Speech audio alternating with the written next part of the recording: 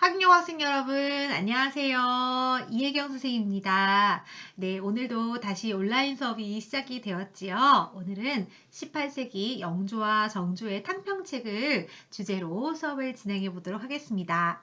지난주 여러분들 등교 수업에서 아마 사화, 살인과 혼구 간의 갈등 사화, 무갑, 기, 을 네 번의 사화를 공부했습니다. 그리고 선조 때 동인과 서인으로 붕당이 갈라진 것을 시작으로 붕당 정치가 시작이 되었죠. 붕당 정치의 원래 원칙이나 그리고 기본적인 전제는 상호 견제와 비판을 통한 공존이었어요. 그래서 공론을 형성하여서 사람들의 의견을 모아서 정치를 하는 것이 붕당 정치였습니다. 그런데 이 붕당 정치가 현종 때 예속 논쟁 그리고 숙종 때 환국 세 차례의 환국을 거치면서 그 공존의 원리가 완전히 무너지게 되죠. 그리고 특정 붕당에 의해서 권력이 이렇게 독점하게 되는 일당 전제와 사건이 일어나게 됩니다. 이러한 숙종 때 환골을 거치면서 이 붕당으로 인해서 문제점이 많이 드러나게 되었습니다.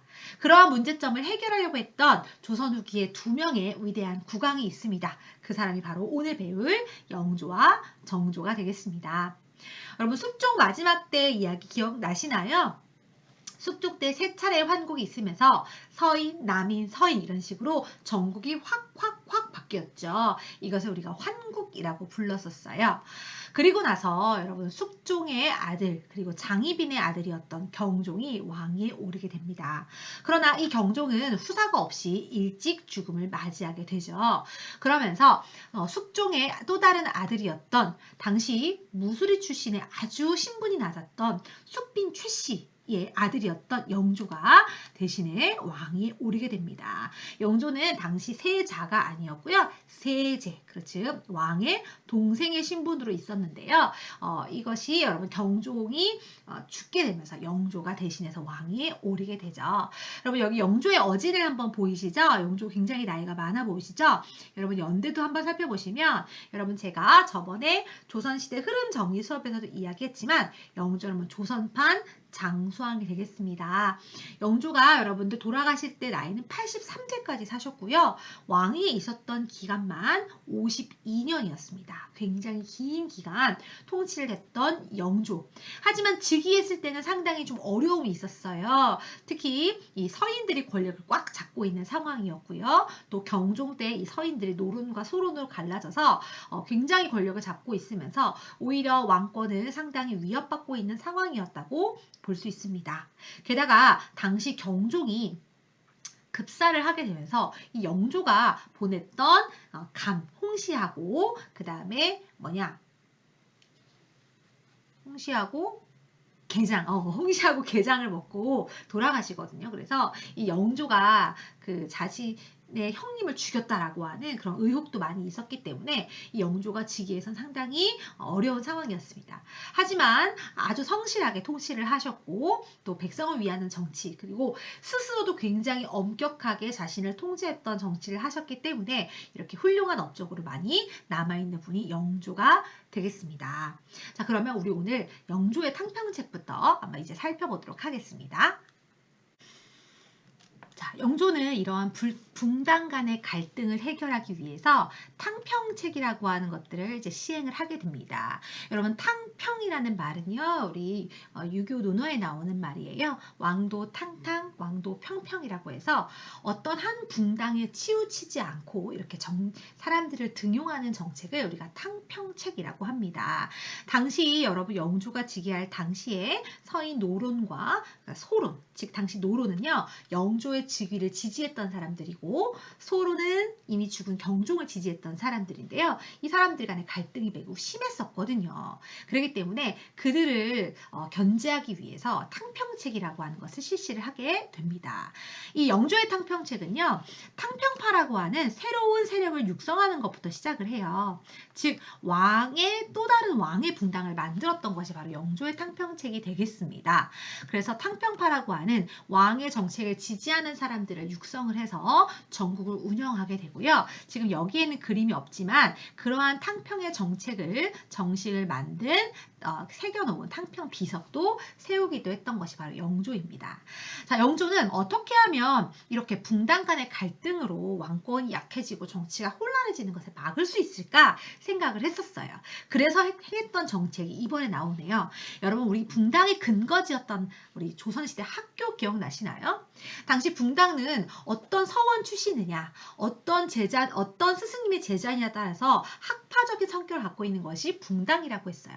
그래서 이 어떤 서원 출신이냐를 가지고 붕당이 갈등을 했기 때문에 이 붕당의 근거지였던 이 서원들을 아주 대폭 정리를 하게 됩니다. 그래서 이 서원들이 서로 나뉘어져서 붕당의 뿌리를 형성하는 것을 막아보고자 했던 것이죠. 하지만 서원을 완전히 없애지는 못했습니다. 상당히 많은 수만 정리했다라고 보시면 됩니다. 그리고 교과서에 나와 있지 않지만 여기 보면 산림의 존재를 부정했다라고 되어 있는데요. 이 산림이라고 하는 사람은 주로 어떤 사람이냐면요. 예를 들면 서인에서 송시열 같은 인물입니다. 송시열 같은 사람들은 어떤 사람이었냐면 당시 서인들의 붕당을 형성했던 사람들의 큰 스승 같은 사람이었어요. 이 송시열은 벼슬에 나아가지 않았지만 저기 뒤에서 당시에 자신의 붕당들의 선비들과 붕당의 어떤 공론을 움직이는 사람이었어요. 그러니까 영조의 입장에서 이렇게 했던 것이죠. 너가 지금 나와서 관리로서 하는 것도 아닌데 제자들을 움직여서 이 공론을 형성하는 것에 대해서 이 산림의 존재를 인정하지 않겠다. 너네 더 이상 정치에 대해서 왈가왈부하지 마라 라고 했던 것이 바로 이 산림의 존재를 부정한다라고 하는 것이 그런 의견이라고 보시면 좋겠습니다. 예를 들면 선생님이 전면에 나서지 않고 여러분들을 뒤에서 조종을 해서 어떤 정책에 대해서 막 찬성을 한다거나 학생회를 움직여가지고 뭐 학인용을 건의를 한다거나 이러한 정책들을 시행하는 것들, 그런 것들이 바로 산림들의 역할이었다고 생각하시면 좋겠습니다. 또 세 번째로는요, 바로 이조전랑의 권한을 약화하게 됩니다. 여러분, 이조전랑하면 기억나세요? 우리 선조 때 붕당이 동인과 서인으로 갈라질 때 이 이조전랑에 누구를 임명할 것인가를 두고 갈라졌었어요. 자, 이조전랑은 당시에 하급 관직이었습니다만 아주 중요한 관직이었고 이 관직을 차지하는 붕당이 그 전국을 이끌 만한 그런 자리였어요.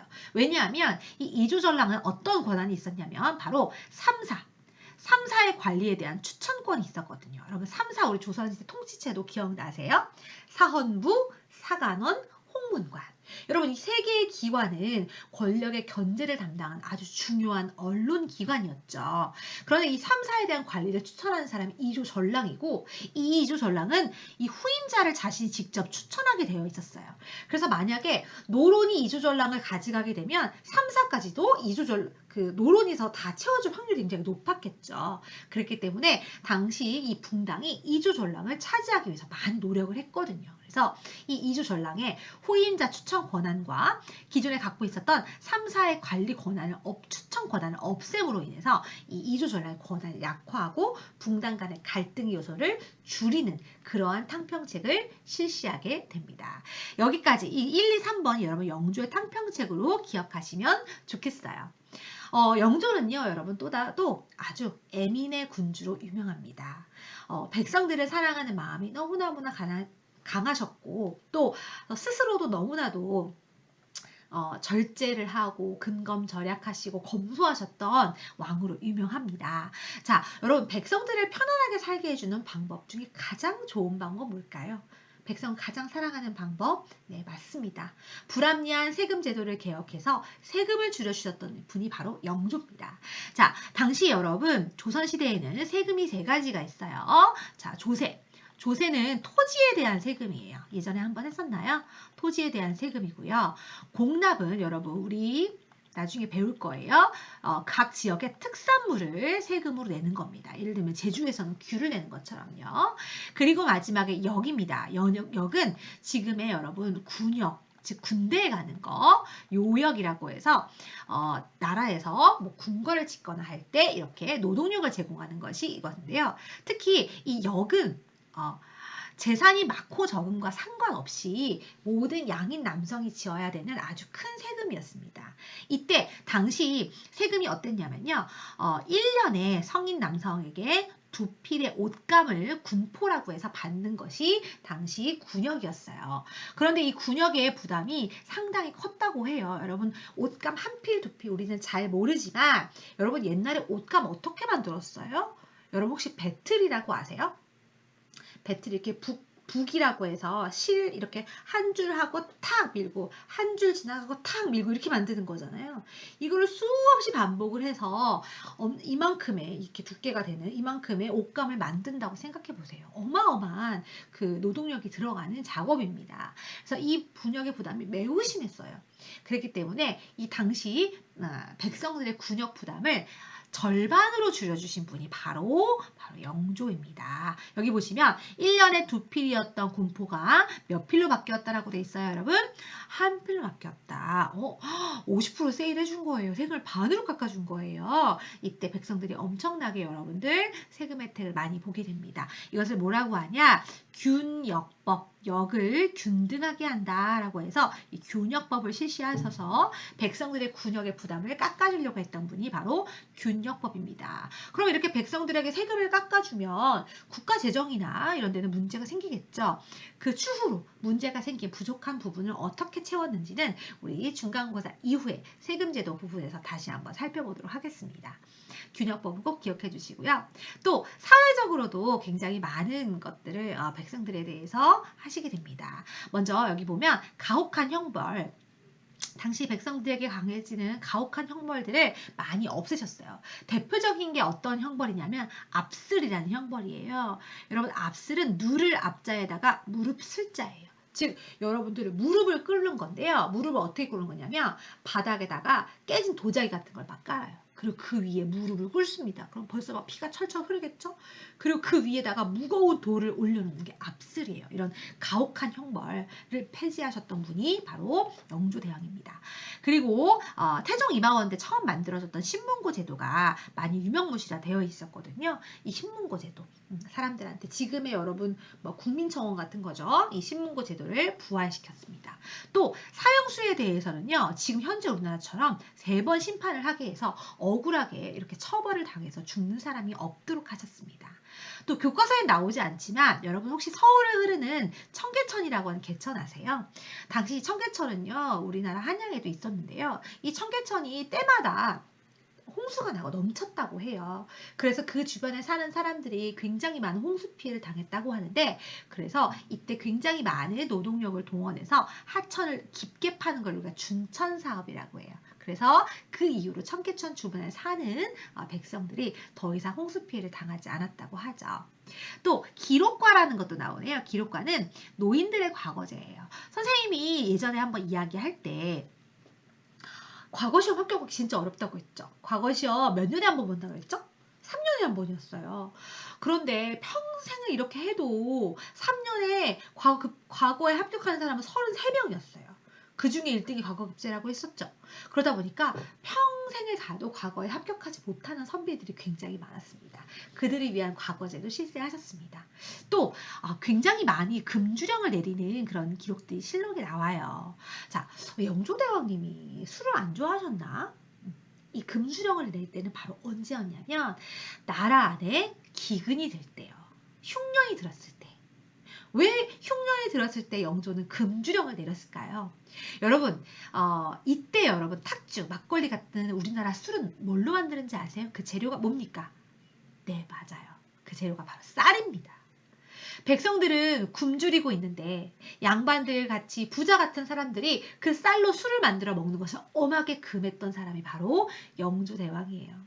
그리고 역대 왕들 중에서 가장 반찬의 가짓수도 적게 하시고 옷도 굉장히 검소하게 입었더도 계속 또 입으시고 하셨던 분이 영조대왕입니다. 여러분들 애민의 군주 영조를 꼭 기억해 주셨으면 좋겠어요. 자, 문화적 업적도 상당히 많습니다. 정말 성실하셨거든요. 당시에 법전을 새로 편찬하는데요. 이때 법전은 속대전이라고 해요.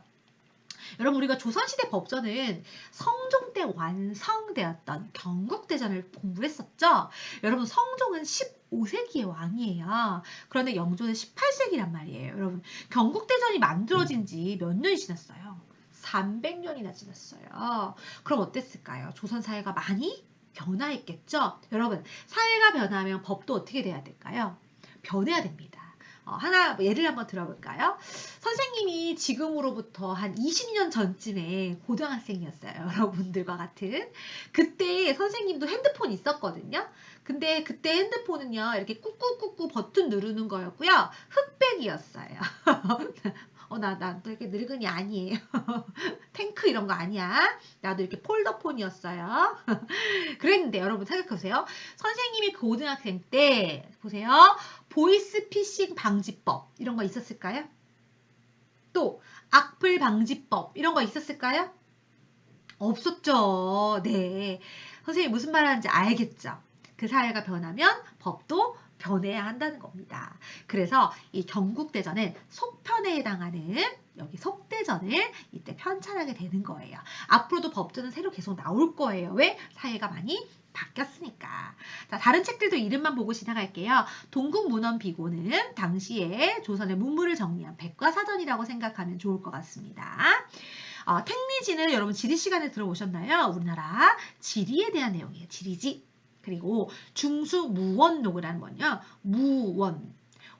원통한 사람이 없게 하라. 즉 여러분 CSI 아시죠? 조선판 과학수사를 위한 당시 재판을 하거나 수사를 하는 것은 수령의 몫이었는데 이 수령들이 어떻게 한 사람, 이 사람이 도구로 죽었는지 이런 걸 밝혀내는 그런 수사에 도움이 되는 책들이 그 방법들이 나와 있는 책입니다. 여러분, 재판이나 수사와 관련된 도움이 되는 책들, 수령들이 이런 책을 보면서 이렇게 수사를 했다고 하죠.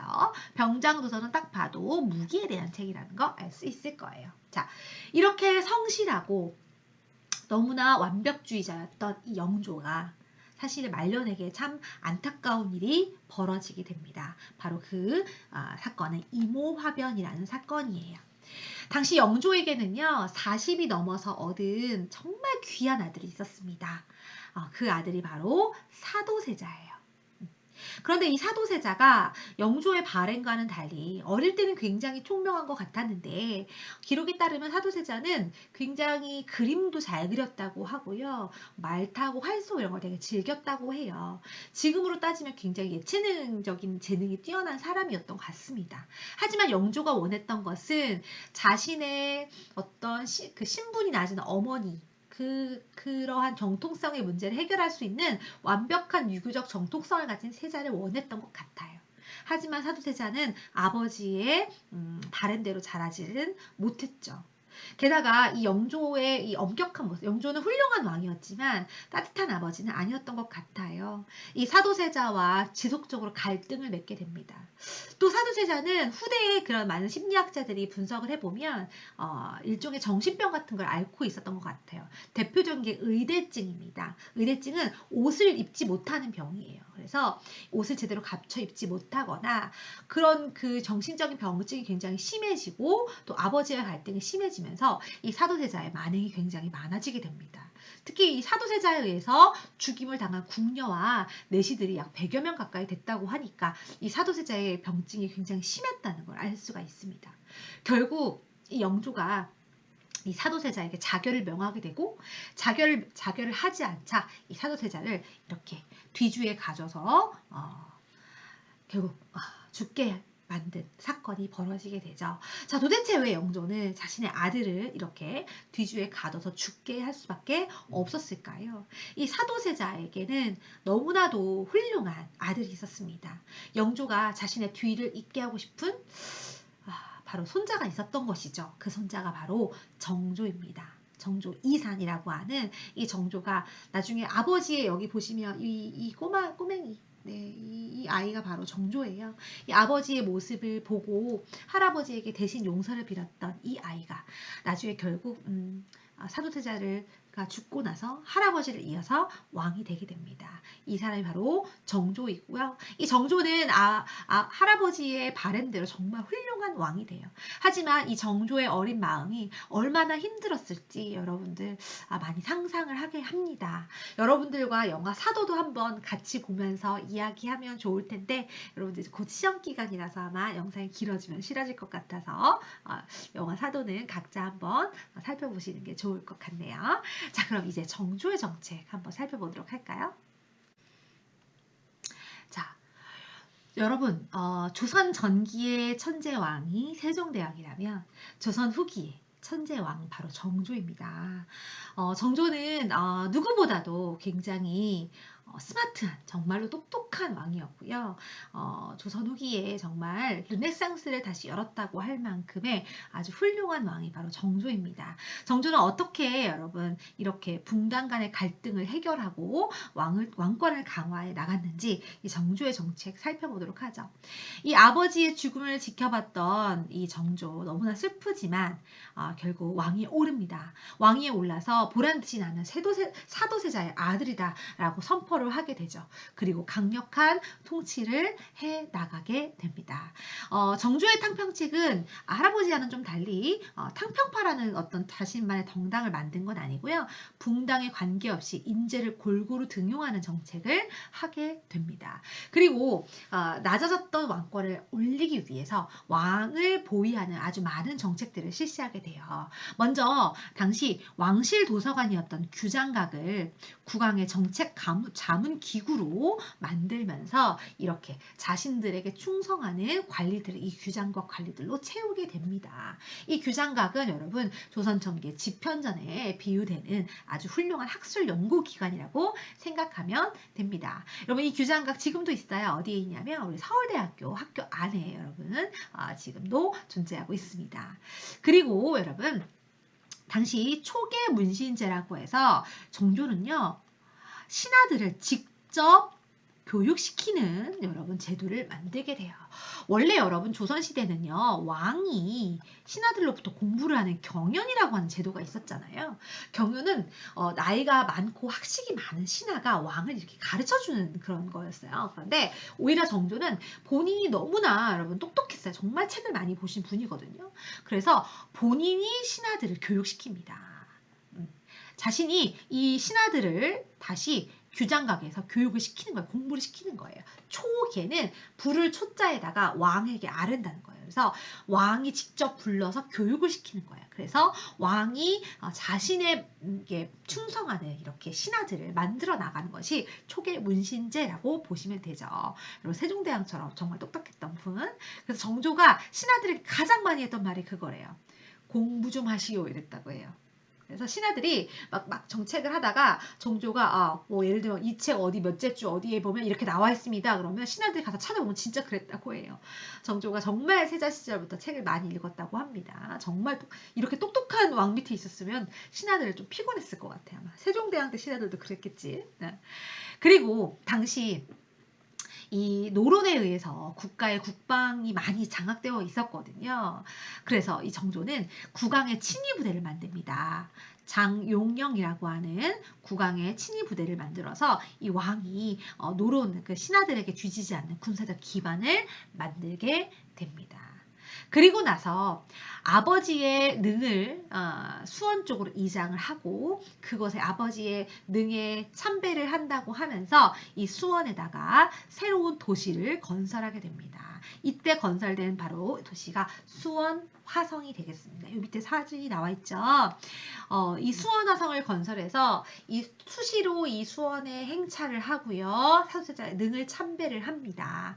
그리고 어머니였던 해경궁 홍씨의 회가변을 이 화성 근처에 가서 하기도 하죠. 특히 이 수원 화성을 축조할 때 정약용이 거중기를 만들어서 사용해서 만들었으면 아주 유명한 일화죠. 이 정조는 이 화성을 통해서 정치적 이상을 실현을 하고 오히려 한성에 있는 양반들을 약화시키고 왕의 정치적 권한을 이 화성으로 옮기려고 했던 것으로 보입니다. 물론 나중에 말년에 정조가 급사를 하게 되면서 이 완성되지는 못했습니다. 여러분 수원 수원화성은 지금 유네스코 세계문화유산으로 등재되어 있으니까 한번 수원에 가시면 한번 꼭 가보시면 좋겠어요. 뭐 수원 왕갈비나 왕갈비 통닭만 먹으러 가지 마시고요. 저는 여기 수원화성을 대학생 때 갔었는데요. 여기를 다 걸어서 답사하는데 한 3시간 정도 걸렸던 것 같아요. 지금은 이렇게 코끼리 열차 같은 거 있던데 한번 보세요. 한번 타시면 될 것 같습니다. 자, 그러면 정주의 다른 정책들 뭐가 있었을까요? 자, 정주의 정책 중에 하나가 신해통공이라고 하는 정책이 있었어요. 신해통공은 신해년에 통공은 막힌 걸 뚫어준다는 뜻이거든요. 당시에 여러분 상인들 중에서 시전상인이라고 하는 사람들이 있습니다. 이 사람들은 나라에서 허가를 받은 상인이었어요. 이 상인들이 금난전권이라고 하는 권한을 갖고 있었어요. 자, 시전의 반대말이 난전입니다. 난전은 여러분 지금으로 따지면 포장마차, 노점상 이런 거예요. 그래서 이 시전 상인들이 난전을 금할 권리가 금난전권입니다. 그래서 이 난전 상인들이 길가에서 장사를 하면 막 시전 상인들이 와가지고 난전을 막 때려 부수고 막 그러는 거예요. 그러니까 막 할머니가 노점상 하시는데 막 우리 막 조폭 아저씨들이 막 와서 부시는 것처럼 그렇게 했던 거예요. 그래서 시전 상인들이 이 상업의 권리를 독점하고 있었던 거죠. 이것을 철폐합니다. 금난전권을 없애서 누구나 자유롭게 상업활동을 할 수 있도록 막힌 것을 뚫어준 것이 바로 정조다. 이렇게 체크하시면 될 것 같아요. 그리고 여러분 기존의 살인들, 양반들이 주관했던 향약을 수령이 주관을 하게 되고요. 또 여기 반가운 내용이 하나 나오네요. 여러분 조선시대가 되면 서얼에 대한 차별이 참 많았죠. 기억나세요? 서얼은 문과, 대과도 볼 수가 없었잖아요. 그런데 서얼에 대한 차별이 일부 완화된 지역이 바로 이 시기입니다. 그래서 규장각, 왕이 만들었던 이 왕실 도서관 있죠? 이 규장각 검서관이라고 하는 직책에 이 서얼을 등용하게 됩니다. 대표적인 인물이 나중에 여러분 발해고를 썼던 유득공 여러분 기억나세요? 네, 유득공 발해고 발해할 때 배웠죠. 그리고 조선 후기 실학자로 유명한 박제가 그리고 아주 여러분 훌륭했던 책을 사랑했던 이덕무라고 하는 사람 이런 사람들 전부 다 서얼이었는데요. 이들이 이때 많이 등용되게 됩니다. 서얼도 여러분 그 학식이 뛰어나면 이렇게 등용했던 분이 바로 정조대왕이다 이렇게 생각하시면 되겠습니다. 또 할아버지에 이어서 여러분 법전을 또다시 편찬을 하게 돼요. 대전통편이라고 하는 법전을 편찬해서 기존의 법전을 보완하는 형식으로 가게 됩니다. 여기서 말하는 탁지지는요, 어떤 재정에 대한 사례지, 세금 제도에 대한 이런 사례 모아놓은 거고요. 동문이고는 외교 문서에 대해서 모아놓은 거고요. 무예도보통지는 이제 무술에 대해서 이렇게 기록해 놓은 책이 되겠습니다. 여기를 보시면 정조의 어진이 나오는데요. 여러분이 주로 아시는 어진은 요거죠. 요거. 네. 요거 표준 어진. 하지만 요거는 조선시대부터 내려온 어진이 아닙니다. 후대의 화가에 의해서 만들어진 그림이에요. 그래서 최근에 여러분 여기 보면 선왕보탁이라고 선원보락인가요? 네. 여기에 실린 정조의 어진은 이렇게 생겼어요. 상당히 좀 분위기가 다르죠. 호방한 이런 형태의 모습이 보이게 됩니다. 하지만 이 정조의 이러한 통치는 오래가지는 못했어요. 여러분 여기 보시면 정조는 지금 48세에 여러분 사망한 걸로 되어 있잖아요. 그래서 정조가 조금 상당히 젊은 나이에 죽게 됩니다. 정조가 급하게 죽기 때문에 사실 정조에 대한 암살에 대한 이야기도 많이 있는데요. 어쨌든 이 정조가 빠른 나이에 죽게 되면서 당시 이 정조가 죽고 이 정조의 어린 아들 순조가 왕위에 즉위를 하게 됩니다. 이 순조가 너무 어린 나이에 즉위를 하니까 이 순조에 대해서 이 정조가 당시에 영의정이었던 김조순이라는 사람한테 이 순조의 장인 결혼을 시키고 김조순의 딸과 결혼을 시키고 장인에게 이 순조를 잘 부탁하고 가게 되는데 이 김조순의 가문이었던 안동 김씨가 이때부터 특정 가문이 권력을 장악을 하고 오히려 조선의 정치가 이제는 특정 붕당도 아닌 아주 조그만 특정 가문에 의해서 좌우되는 세도 정치라고 하는 가장 조선 후기의 말기에 가장 썩어버리는 그런 정치의 시대가 찾아오게 됩니다. 이 세도 정치는 순종, 헌종, 철종까지 약 60년간 이어지게 됩니다. 그래서 이때가 가장 백성들이 살기 힘들었던 시기가 바로 이 시기가 돼요. 여러분 우리가 역사를 배우면 어땠나요? 가장 살기 힘들어진 시기인데 농민들이 들고 일어났죠. 신라 말에 원종 애노의 난, 초정. 그죠? 그 다음 조선 고려시대 무신집권기에 만적의 난, 망이망소의 난. 네, 조선 말 19세기가 되면 홍경래의 난, 임술농민 봉기 같은 것들이 일어나게 됩니다. 이 내용은 아마 기말고사 때 여러분 공부하게 될 것 같아요. 자, 이렇게 해서 여러분 오늘 영조와 정조의 정책을 배웠는데요. 이 영조와 정조의 정책이 일시적으로 훌륭한 왕이 등장을 했지만 이 왕의 정책들은 결국 분당을 일시적으로 눌러놓은 것에 불과했다고 보통 평가를 합니다. 그렇기 때문에 이 왕의 정책들이 이어지지 못하고 세도 정치기로 가면서 조선은 점점 내리막길을 걷게 됩니다. 자, 여기 위에 부분은 아마 수업 시간에 정리하셨을 것 같기도 하고요. 만약에 정리 못하셨으면 실시간에 여러분들 수업 시간에 정리해 드리도록 하겠습니다. 자, 오늘 영조와 정조 살펴보았고요. 오늘 여러분들 수고 많았습니다. 다음 시간에 우리 임진왜란 수업으로 만나도록 하겠습니다. 감사합니다.